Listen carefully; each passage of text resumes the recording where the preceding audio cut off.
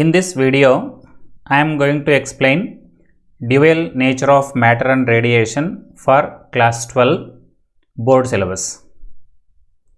Under this chapter or heading, we have these 12 topics. The first one is emission of electrons.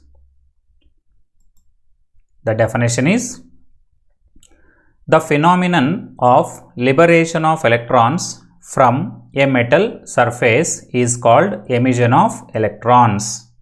We have four different methods to get the electrons from the metal surfaces. They are: number 1, thermionic emission. It is emission of electrons from a metal surface when it is heated to a sufficiently high temperature is called thermionic emission. It is usually electrons are bounded with the nucleus, and every metal surface or metals have free electrons. Free electrons are nothing but valency electrons or outermost orbit electrons.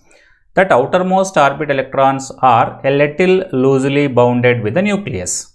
So, whenever sufficient energy is provided to that electrons, they may escape from the metal surface.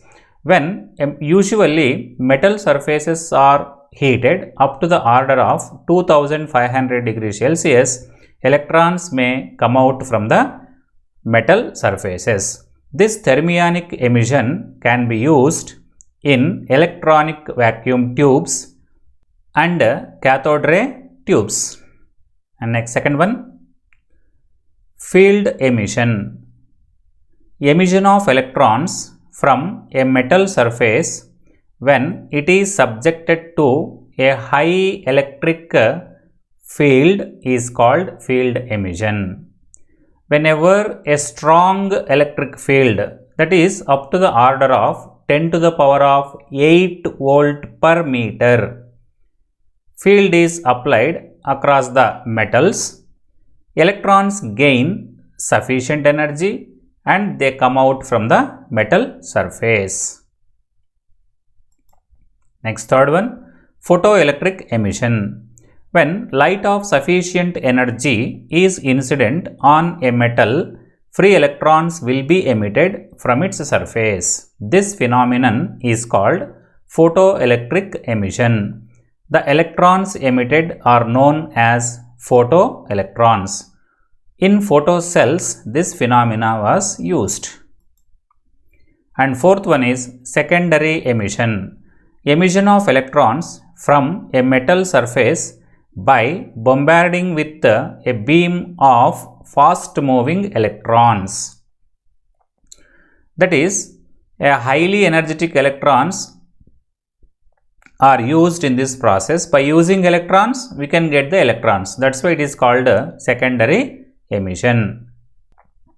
Photon. Photon is a packet or a bundle of energy.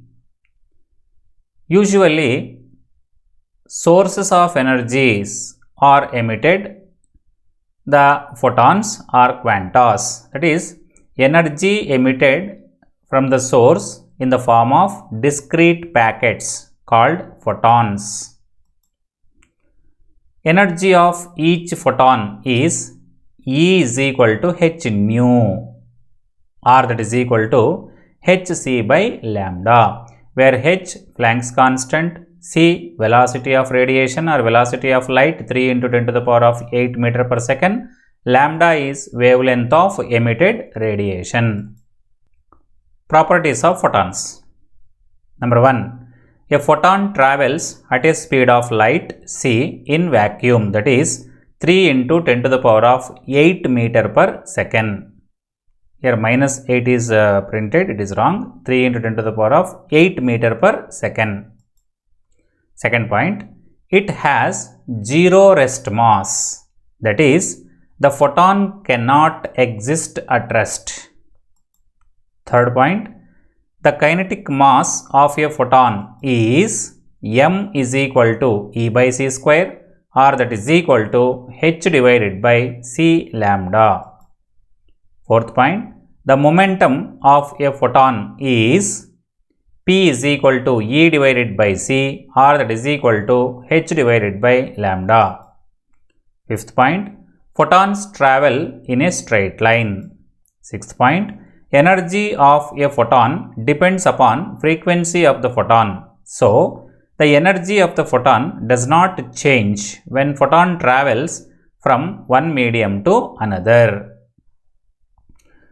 So, under these properties, photon never exists at rest, only it exists in motion, and energy of photon depends only on frequency. Next, seventh point, wavelength of the photon changes in different media. So, velocity of a photon is different in different media. Eighth point, photons are electrically neutral. So, it means there is no charge on photons like proton electrons. Like protons electrons, there is no charge on photons, so that they may not affect, or they does not affect with the electric as well as magnetic fields. Ninth point, photons may show diffraction under given conditions. 10th point, photons are not deviated by magnetic and electric fields because they are neutral.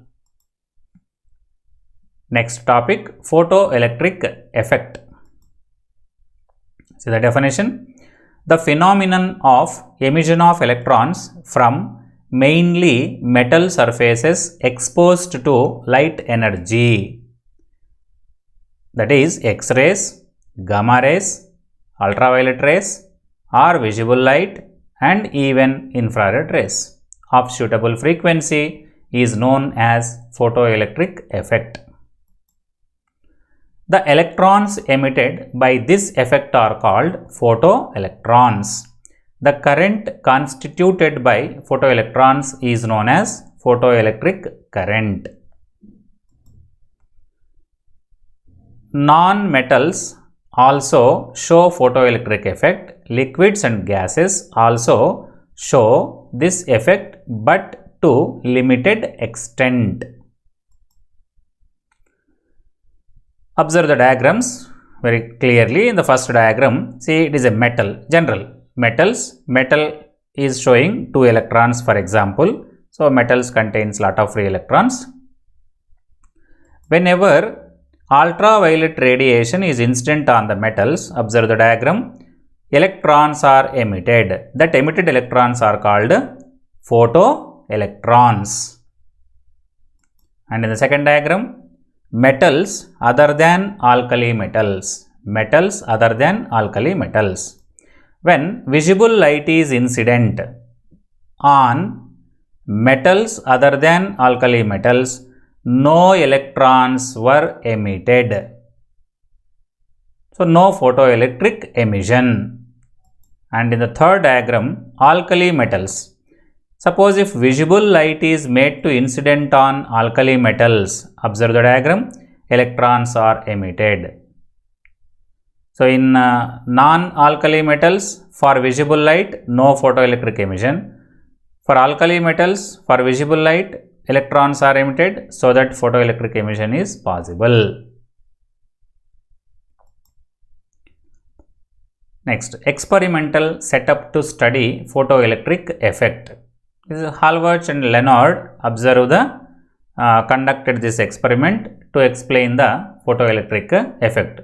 Earlier to this Hallward and Leonard's, Hedge also conducted one experiment. According to Hedge, when on certain metals ultraviolet radiations are made to incident, negatively charged particles were come out from that metals. That is the observation made by Hedge. Now we are going to discuss the Hallward and Leonard experiment for photoelectric effect. See here, it is a glass tube, has a quartz window. In the diagram, W is a quartz window. C is a cathode or emitter. A plate is anode or collector.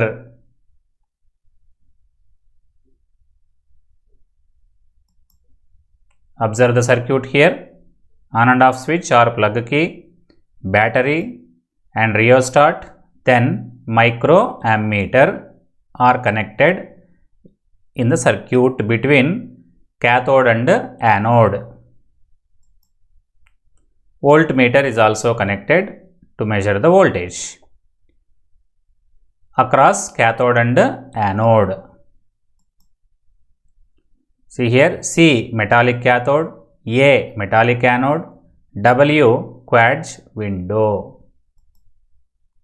When key is closed in the circuit, because of the battery in the circuit, usually battery supplies a charge to the circuit or current is passed through the circuit. But here, even though if key is closed, no current is passed through the circuit. So, microammeter shows 0 reading. When ultraviolet light is made to incident on cathode plate, electrons are emitted and these emitted electrons were reached to the anode, because anode is connected to positive polarity of a battery and cathode is connected to negative polarity of a battery.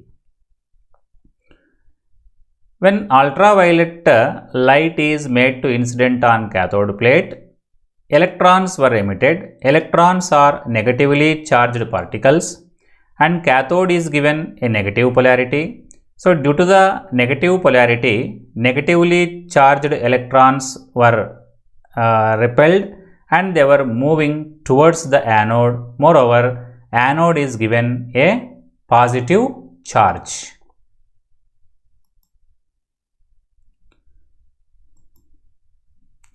Glass transmits only visible and infrared lights, but not ultraviolet light. That is the reason window is made with quartz.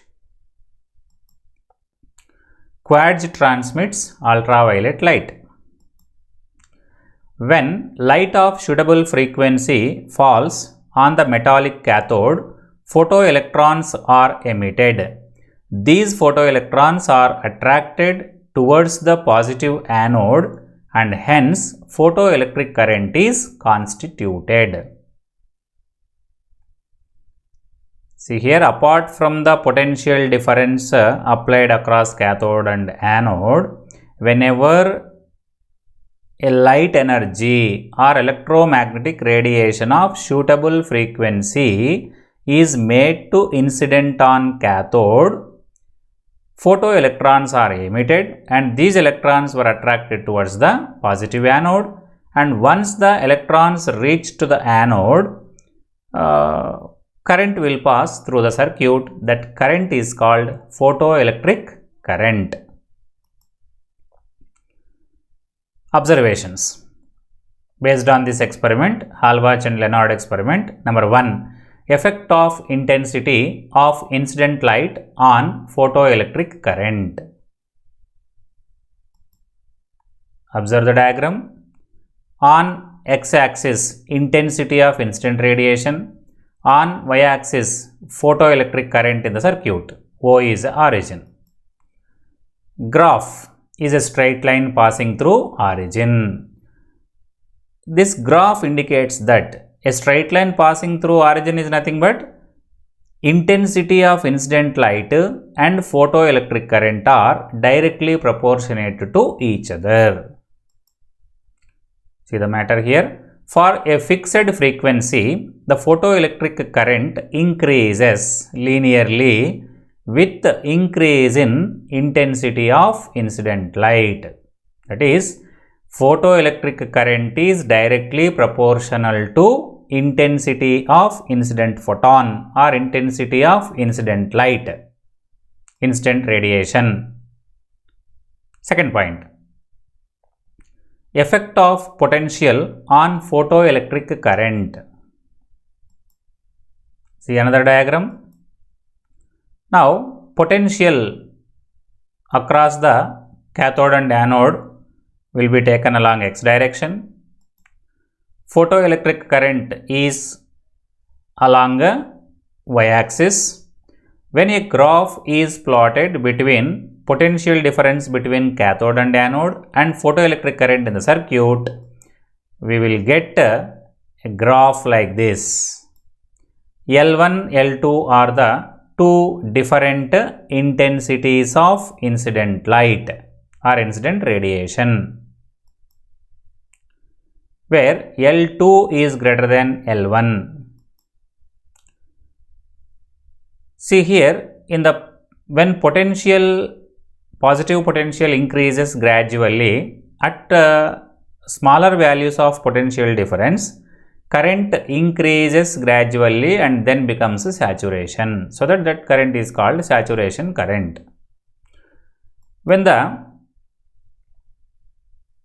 See here, read the matter. For a fixed frequency and intensity of incident light, the photoelectric current increases with increase in positive potential applied to the anode.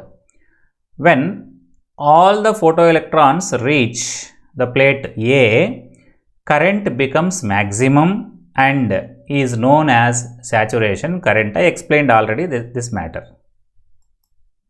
See, when potential given to anode decreases from 0, it is when negative potential is given, and if this negative potential increases, observe the graph.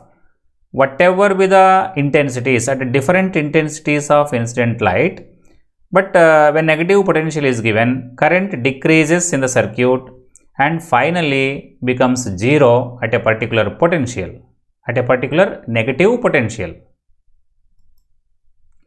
When the potential is decreased, the current decreases but does not become 0 at 0 potential. Observe the graph, 0 potential is nothing but origin. At the origin, current does not equal to 0. Current becomes 0 at a negative potential.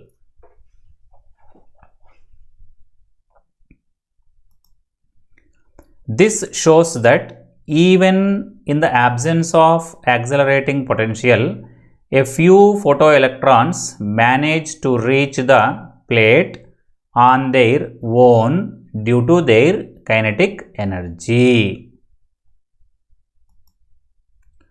When negative potential is applied to the plate A with respect to C, where A collector or anode, C cathode or emitter, photoelectric current becomes 0 at a particular value of negative potential called stopping potential or cutoff potential. See here, when a negative potential is given to anode with respect to cathode, and ultraviolet radiation or any other radiation having sufficient energy is made to incident on cathode plate, electrons were emitted and these emitted electrons are moving towards the anode. But now anode is given a negative charge, negative potential. Negatively charged electrons repel with a negative polarity, but due to the sufficient energy of incident radiation, electrons gain kinetic energy. Due to that kinetic energy, they can reach to the anode. Whenever a negative potential given to anode plate increases gradually, electrons energy, that is kinetic energy of electrons, may not sufficient to reach the anode plate. It means no electron can reach to the anode plate at a particular negative potential. That potential is called stopping potential. That potential stops the electrons. No electron reach to the anode at that particular potential, so that it stops the electric current or photoelectric current in the circuit. That's why that particular potential is called stopping potential or cutoff. What is cutoff here? Current is cutoff. So that's why it is called cutoff potential.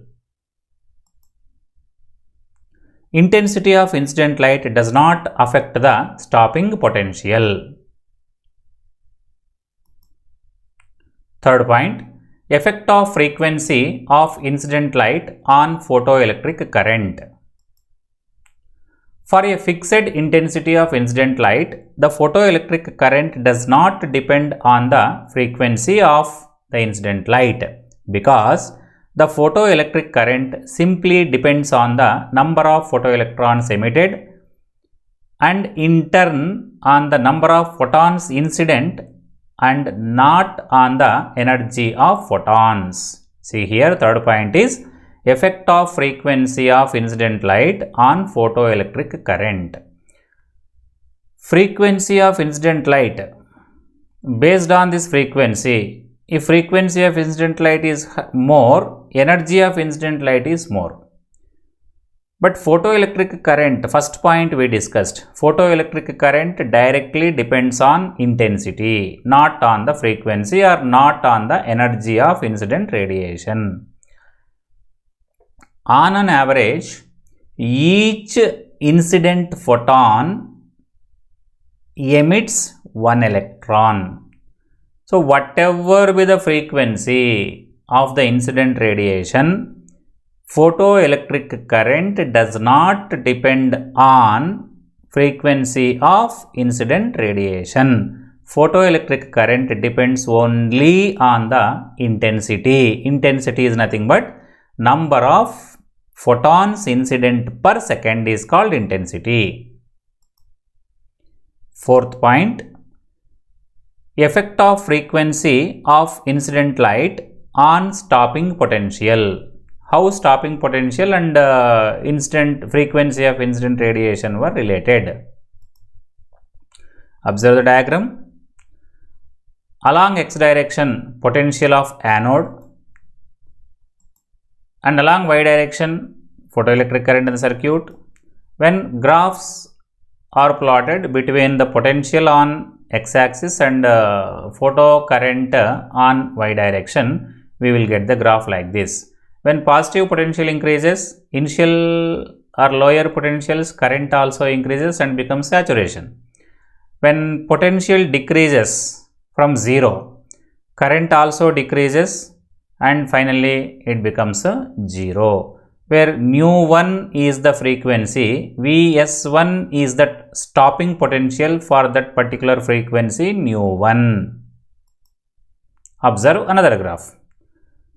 Another frequency of incident radiation, say nu2. If frequency increases nu2, then stopping potential also increases. For nu2 frequency of incident radiation, stopping potential becomes Vs2.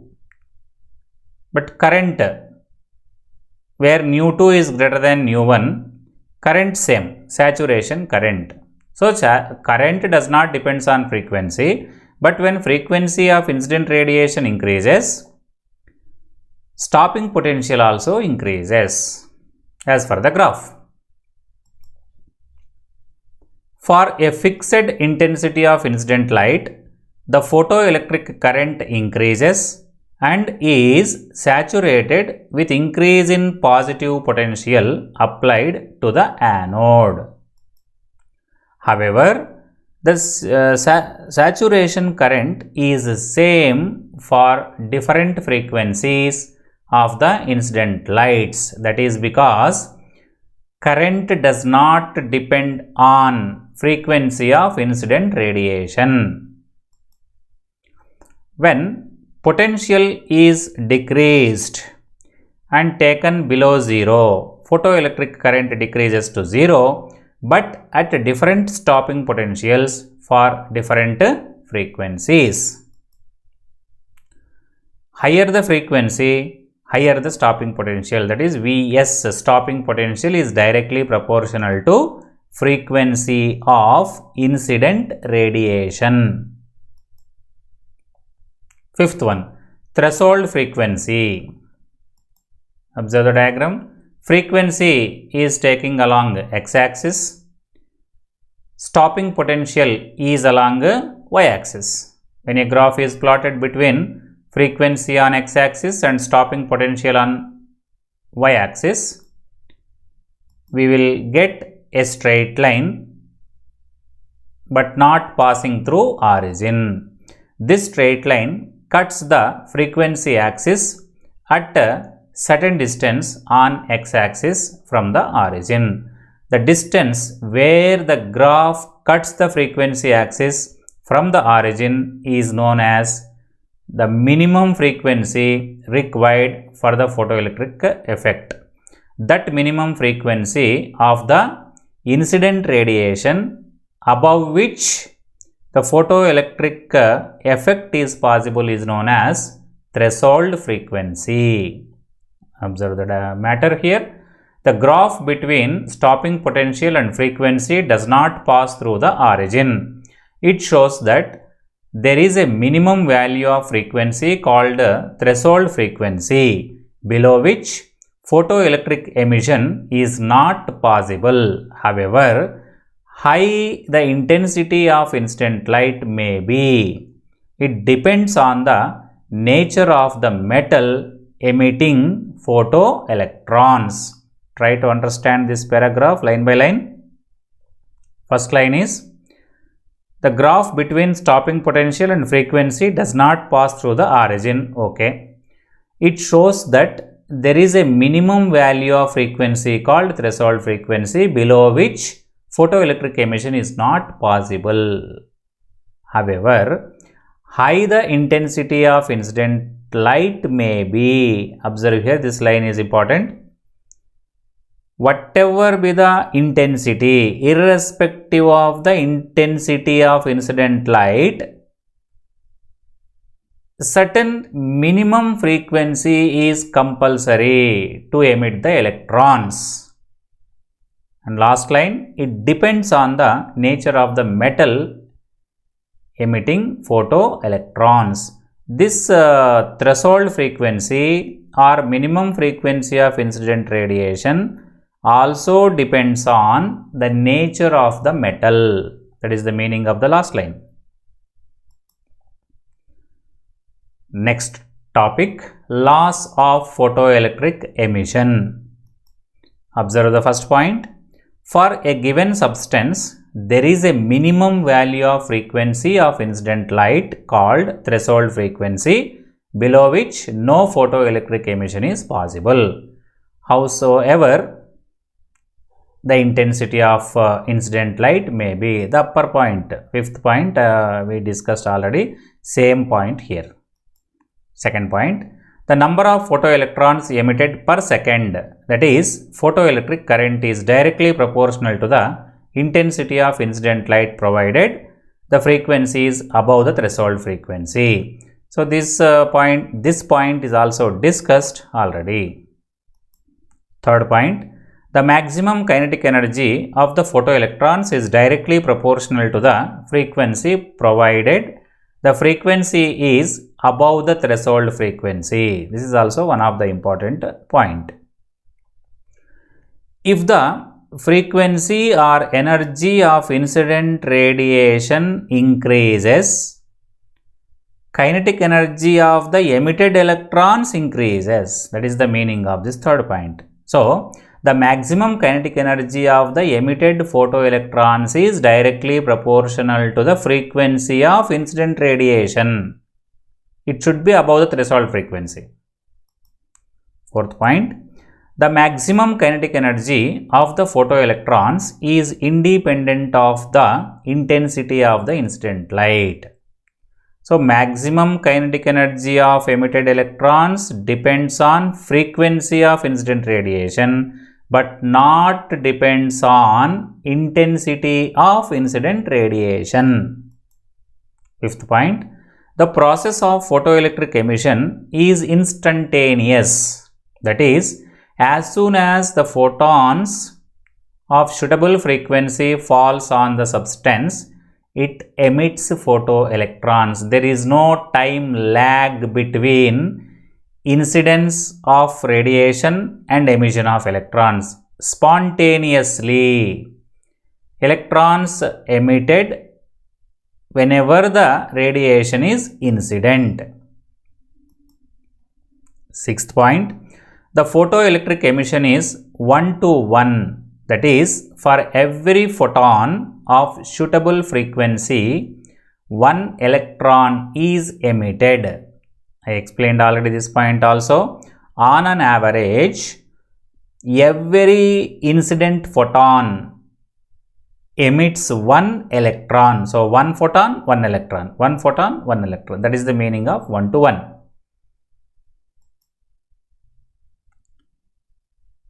Next one, Einstein's photoelectric equation.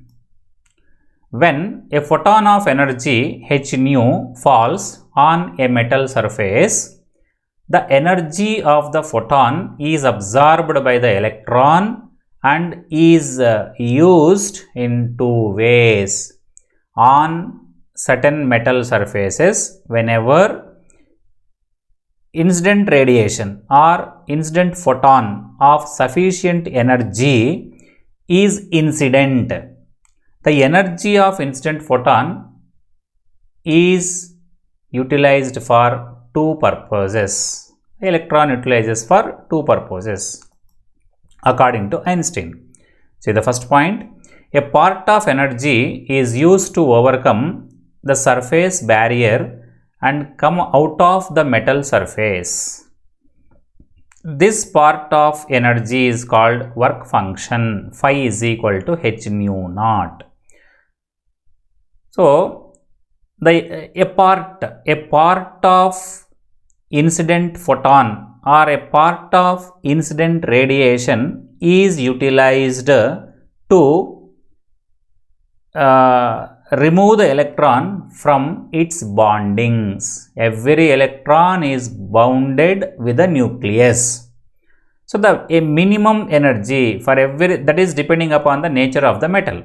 For every metal, for every electron, to remove the electron from the bondings, a certain minimum energy is required, so that a part of energy of the incident radiation is utilized to make the electron free from the bondings. That energy, that minimum energy is called work function. That we can write it as phi is equal to h nu naught. And second, remaining part. The remaining part of the energy is used in giving a velocity v to the emitted photoelectrons. This is equal to the maximum kinetic energy of the photoelectrons, half m v square maximum, where m is mass of the photoelectron. So, the energy of incident radiation is utilized for two purposes. One is to make the electron free from their bondings, and second one is to come out of the metal surface for electron. It gains some energy called kinetic energy. With that kinetic energy, electron move out from the metal. Observe the diagram here. Metal surface, photon of energy h nu. When incident on the metal, observe the diagram, electron is emitted. When a photon of energy h nu is made to incident on a metal surface, so electron is emitted.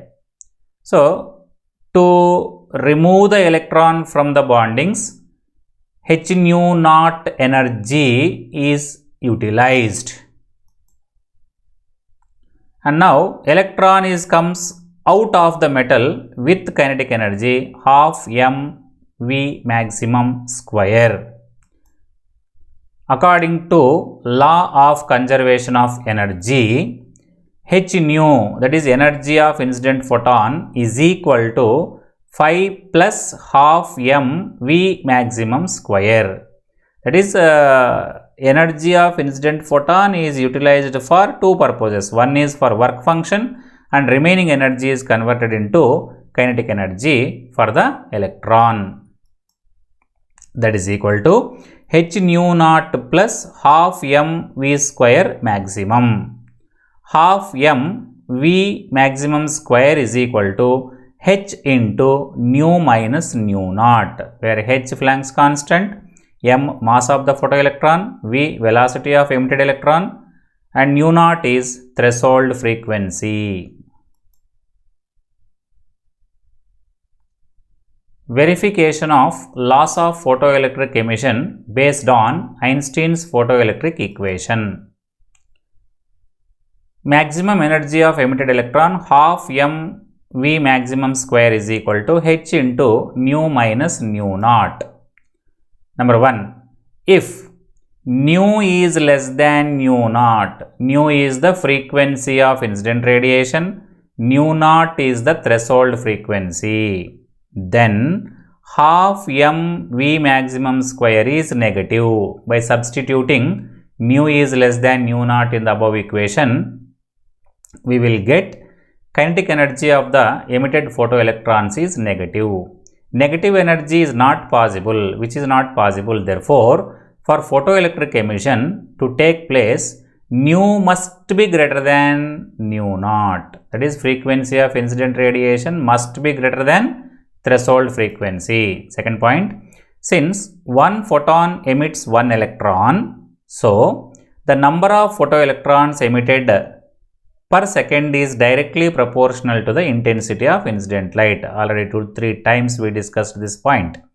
Third point, it is clear that half m v maximum square is directly proportional to nu, that is frequency of incident radiation, as h and nu naught are constants.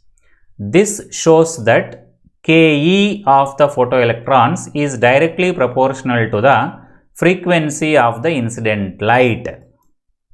Fourth point, photoelectric emission is due to collision between a photon and an electron. As such, there cannot be any significant time lag between the incidence of photon and emission of photoelectron. That is, the process is instantaneous. It is found that delay is only 10 to the power of minus 8 seconds. Applications of photoelectric effect. First one is automatic fire alarm. So, photoelectric effect or photoelectric emission is used in automatic fire alarm. Second one, automatic burglar alarm. Third one, scanners in television transmission. So, photoelectric emission or photoelectric effect phenomena is used in scanners in television transmission. Fourth one, reproduction of sound in cinema film. Fifth one, in paper industry to measure the thickness of paper. All these are the applications of photoelectric effect. Sixth point, to locate flaws or holes in the finished goods. Seventh one, in astronomy. Eighth one, to determine opacity of solids and liquids. Ninth one, automatic switching of street lights. 10th one, to control the temperature of furnace. 11th one, photometry. 12th one, beauty meter, to measure the fair complexion of skin. 13, light meters used in cinema industry to check the light. 14, photoelectric sorting. 15, photo counting. 16, metrology.